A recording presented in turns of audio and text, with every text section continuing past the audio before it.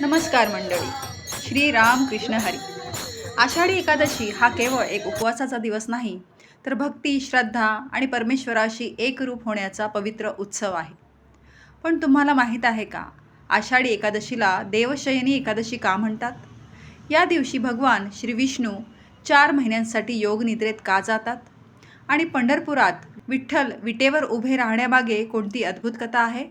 आज आपण जाणून घेऊया आषाढी एकादशीची एक सुंदर पौराणिक कथा. भगवान विष्णूंची योगनिद्रा पुराणानुसार आषाढ शुक्ल एकादशीच्या दिवशी भगवान श्री विष्णू क्षीरसागरात शेषनागावर योगनिद्रेत जातात. या दिवसापासून चातुर्मास सुरू होतो. पुढील 4 महिने देव झोपेत असल्याने शुभमंगल कार्य टाळले जातात. या काळात जप, तप, दान, व्रत, नामस्मरण आणि साधनेला विशेष महत्त्व दिले जाते. कार्तिक शुक्ल एकादशीला म्हणजेच प्रबोधिनी एकादशीच्या दिवशी भगवान जागे होतात. आता आपण बघूया पौराणिक कथा. त्यातली पहिली कथा आहे राजा मांधाताची कथा. खूप वर्षांपूर्वी मांधाता नावाचा एक धर्मप्रिय आणि न्यायी राजा होता. त्याच्या राज्यात सर्वत्र सुख, समृद्धी आणि आनंद होते. प्रजा समाधानी होती. परंतु एके वर्षी राज्यात भयंकर दुष्काळ पडला. नद्या आटल्या, विहिरी कोरड्या पडल्या, शेती उजाड झाली, जनावरं मरू लागली, लोक उपासमारीने व्याकुळ झाले. राजाला आपल्या प्रजेचे दुःख पाहवत नव्हते. मी धर्माने राज्य करत असताना माझ्या राज्यावर हे संकट का आले, असा प्रश्न त्याला सतावत होता. उत्तर शोधण्यासाठी तो जंगलात गेला. अनेक ऋषीमुनींची भेट घेतल्यानंतर त्याची भेट एका महान तपस्वी अंगिरा ऋषीशी झाली. राजाने नम्रपणे विचारले, गुरुवर्य, माझ्या राज्यावर आलेले हे संकट कसे दूर होईल?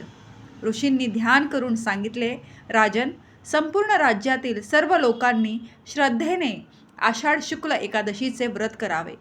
भगवान विष्णूंचे नामस्मरण करावे. त्या पुण्यामुळे पाऊस पडेल आणि राज्य पुन्हा समृद्ध होईल. राजा परतला. संपूर्ण राज्याने भक्तिभावाने एकादशीचे व्रत केले. सर्वांनी हरिनामाचा गजर केला आणि चमत्कार घडला. काही दिवसातच काळे ढग दाटून आले. मुसळधार पाऊस सुरू झाला. नद्या भरून वाहू लागल्या. शेती हिरवीगार झाली. राज्य पुन्हा आनंदाने न्हाऊन निघाले. तेव्हापासून आषाढी एकादशीचे महत्त्व अधिक वाढले. आता दुसरी कथा आहे पुंडलिक आणि विठ्ठलाची. आषाढी एकादशी म्हटली की पंढरपूर आणि विठ्ठलाची आठवण अपरिहार्य आहे. पूर्वी पुंडलिक नावाचा एक तरुण होता. सुरुवातीला तो आपल्या आईवडिलांशी उद्धटपणे वागत असे. त्यांच्या सेवेकडे त्याचे पूर्णपणे दुर्लक्ष होते. परंतु एक दिवस त्याला आपल्या चुकीची जाणीव झाली. त्याने संपूर्ण आयुष्य आईवडिलांच्या सेवेसाठी अर्पण केले. त्याच्या या सेवाभावाने भगवान श्रीकृष्ण अत्यंत प्रसन्न झाले आणि त्याला दर्शन देण्यासाठी स्वतः पंढरपुरात आले. त्यावेळी पुंडलिक आईवडिलांचे पाय दाबत होता. देव आले आहेत हे समजूनही त्याने सेवा सोडली नाही.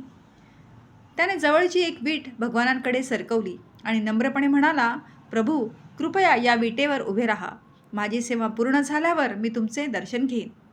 भगवान त्याच्या मातृपितृ सेवेवर इतके प्रसन्न झाले की ते त्या विटेवर हात कमरेवर ठेवून उभे राहिले.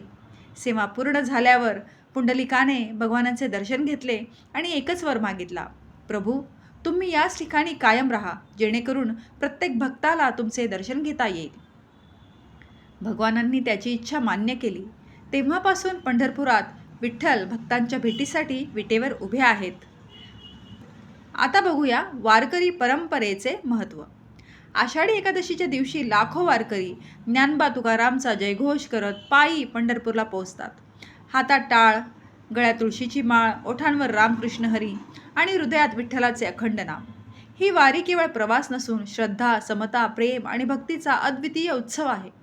संत ज्ञानेश्वर, संत तुकाराम, संत नामदेव, संत एकनाथ आणि असंख्य संतांनी भक्तीचा हा मार्ग संपूर्ण महाराष्ट्राला दिला.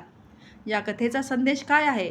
आषाढी एकादशी आपल्याला शिकवते, भगवंतापर्यंत पोचण्यासाठी मोठमोठे यज्ञ करण्याची गरज नसते. मनात श्रद्धा, ओठांवर हरिनाम, आईवडिलांची सेवा, दुसऱ्यांप्रती प्रेम आणि प्रामाणिक जीवन जगण्याची तयारी असेल तर भगवान स्वतः आपल्या भक्ताकडे चालत येतात. या पवित्र आषाढी एकादशीच्या दिवशी आपण सर्वांनी मनापासून भगवान विठ्ठलाचे नामस्मरण करूया. विठ्ठल विठ्ठल, जय हरी विठ्ठल, पांडुरंग हरी. भगवान श्री विठ्ठल आणि माता रखुमाई यांची कृपा तुमच्या आणि तुमच्या संपूर्ण कुटुंबावर सदैव राहो. रामकृष्ण हरी, ज्ञानोबा माऊली, तुकाराम. धन्यवाद.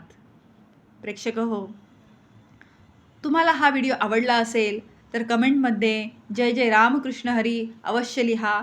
तुमच्या एका लाईक आणि एका कमेंटमुळे आमचे मनोबल वाढते आणि असेच माहितीपूर्ण धार्मिक व्हिडिओ बनवण्यासाठी आम्हाला प्रेरणा मिळते.